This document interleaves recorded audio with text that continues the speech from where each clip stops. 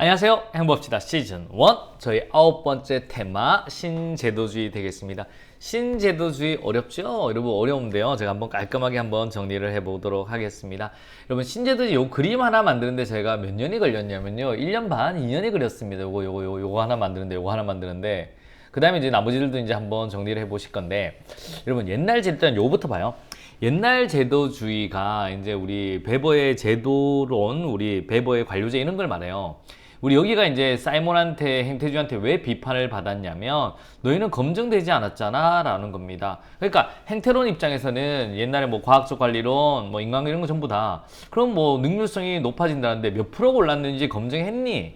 그 다음에 우리 배부의 관료제도 같은 경우는 효율성이 증가되는데 몇 프로 증가한다고 너는 검증했니? 안 했잖아. 너희는 격언에 불과해. 이런 식으로 비판했단 말이죠.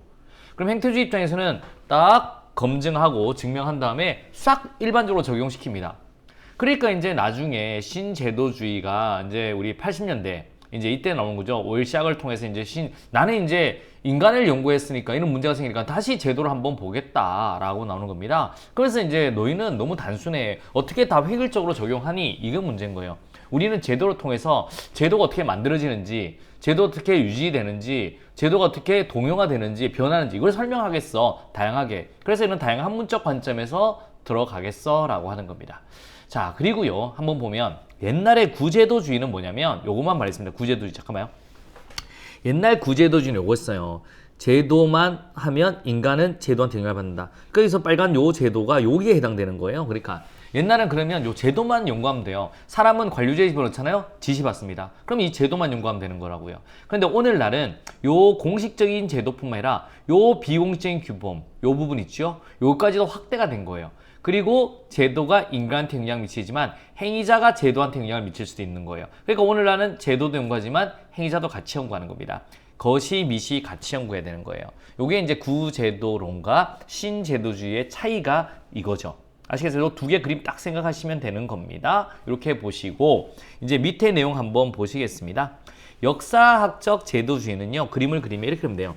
제도란 게 쭉 유지 오다가 권력의 불균형을 한번 빵 터져요. 그리고 다시 제도가 바뀌어서 쭉 갑니다. 이게 역사학적 신제도주의인데 역사학적 이거 같은 경우는 제도가 어떻게 진화되는지를 설명해요.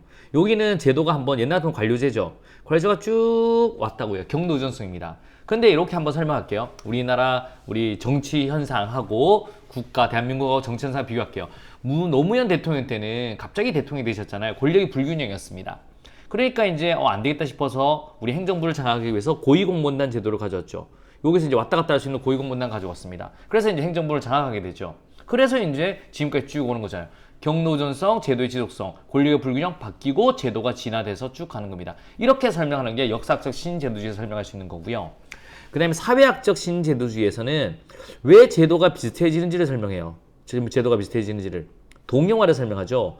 규범에 의해서, 강압에 의해서, 모방에 의해서. 특히 뭐 강압 같은 경우는 우리 정부가 그럽니다. 우리 장애인 의무 고용제를 해라. 너희들 안 하면 너희들 지금 뭐 우리 다 처벌하겠어. 그러면 이제 싹 장애인 의무 고용 제도란 게 이제 되는 거예요. 동영화 되는 겁니다. 그 다음에 규범은 제가 굉장히 권위자입니다.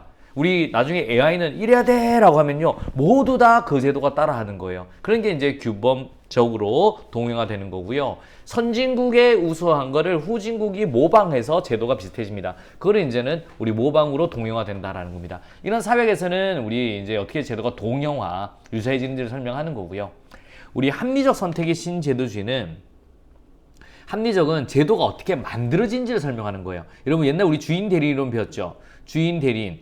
대리인이 정보가 더 많잖아요.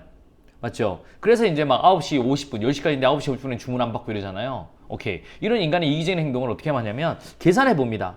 과연 이 친구가 뭐를 하면 10시까지 주문을 받을까? 이런 계산해요. 비용편익 분석하고 주인도 얼마를 주고 얘가 10시까지 일하면서 얼마를 버는지 계산 다 합니다. 그래서 여러분 인센티브 제도 같은 걸 만들어져요. 인센티브 제도 같은 거를 이걸 만들면 이 친구가 만약에 이제 쉽게 말해서 우리 10시까지 주문받는 게 훨씬 더 이득이면 그렇게 하게 되는 겁니다. 이렇게 이제 이런 제도를 만들어내는 것을 설명하는 거예요. 경제학적으로. 이런 식의 우리 나오는 게 신제도주의입니다. 제도가 진화되는지, 동영화되는지, 어떻게 하면 만들어지는지를 다양한 학문적 관점에서 설명한다라고 보시면 되겠습니다. 자, 일단 밑에 한번 가보도록 하겠습니다. 그렇게 예를 딱 들고 가면 쉬워요. 자, 한번 갑니다.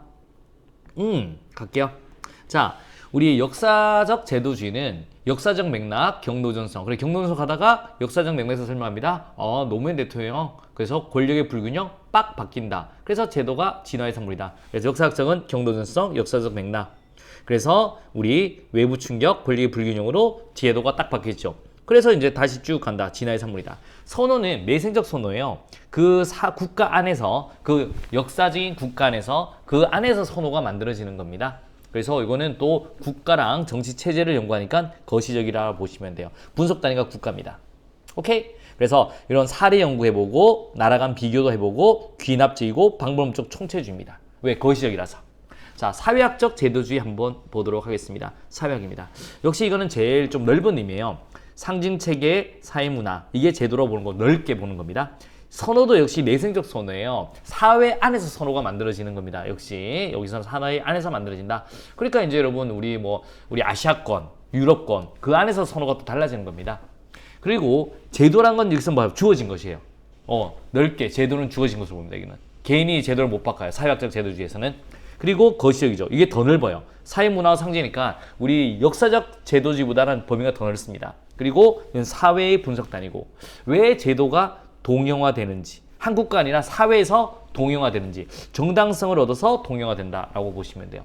경험적, 해석적, 귀납적, 역시 이것도 총체주의입니다. 사회랑 같이 연구하니까 귀납적이고 총체주의다라고 보시면 돼요. 딱 이렇게 한번 딱 잘라서 보세요. 요거와 나머지 비유가 중요한데 합리적 선택의 신제도주의는 경작적 접근이라고 생각하시면 돼요.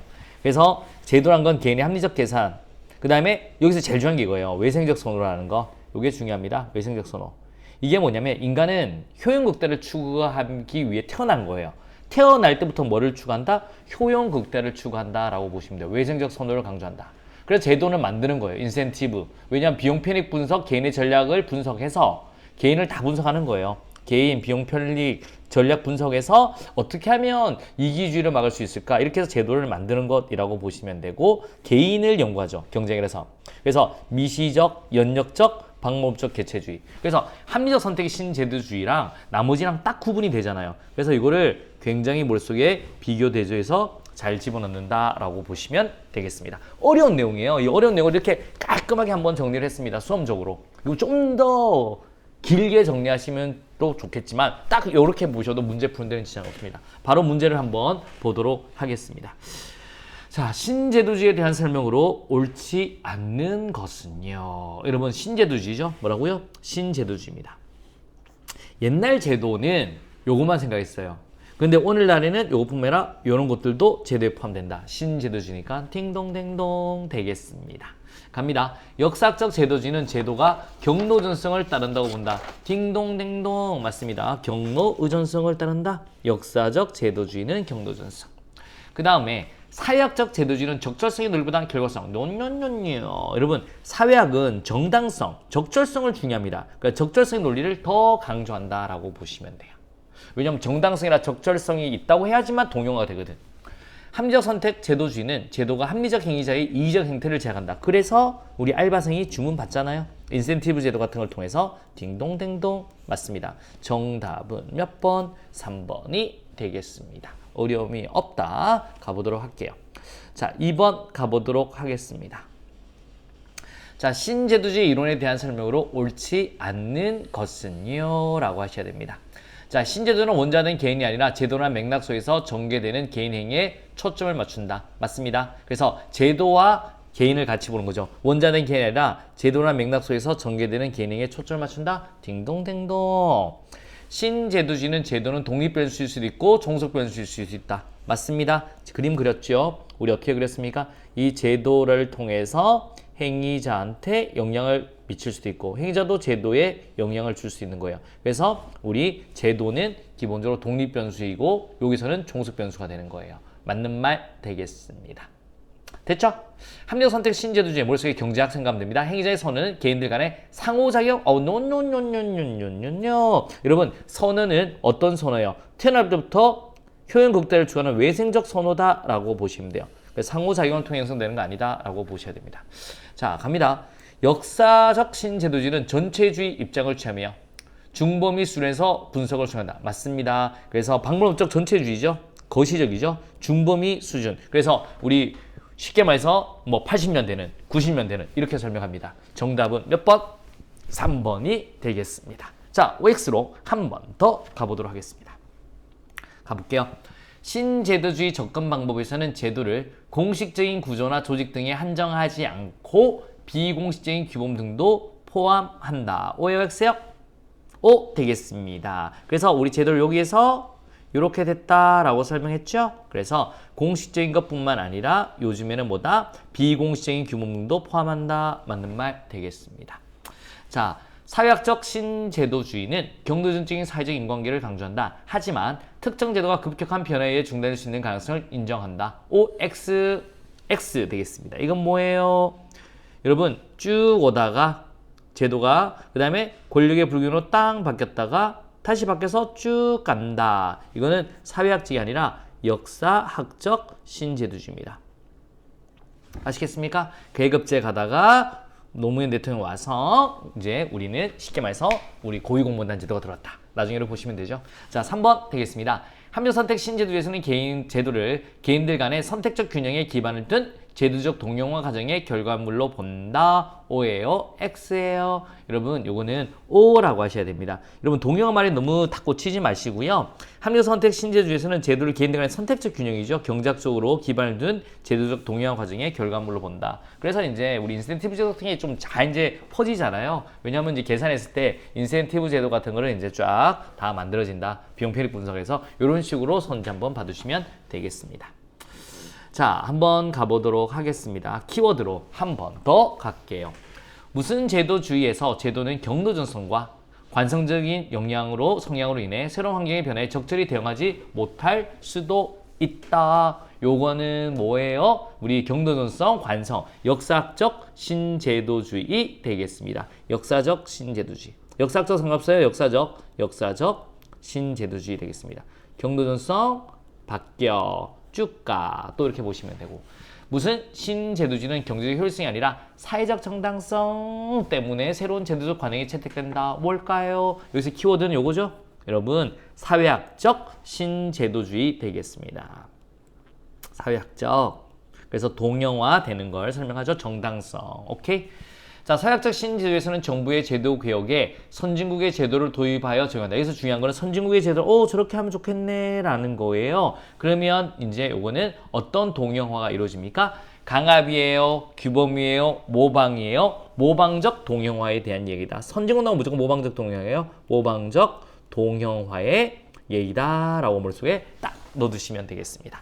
여러분 신제도주의 어렵죠? 신제도주의 어려운데 그림 두 개 딱 생각해 주세요. 요 그림 하나 딱 생각해 주시고요. 요 그림 하나 생각해 주시고 밑에 진화다 맞죠? 진화다 요 같은 경우 이제 우리 한번 그림 진화다 지도가 동영화된다 만들어진다 그 사례까지 한 번만 딱 넣어두시고 합리적 선택만 떼서 잘 보시면 우리 7급이든 9급이든 다 맞출 수 있습니다. 여러분 오늘도 굉장히 고생하셨고요. 오늘 굉장히 어려운 거 했습니다. 머릿속에 딱 넣으시면 되겠습니다. 오늘 9번 했고요. 10번째 이제는 우리 가버넌스 피터스 모형 이제 내일 해보도록 하겠습니다. 오늘 머릿속에 잘 넣어두시고요. 인증 부탁드리겠습니다. 오늘 파이팅 하겠습니다. 굉장히 고생하셨고요. 내일 뵙도록 하겠습니다.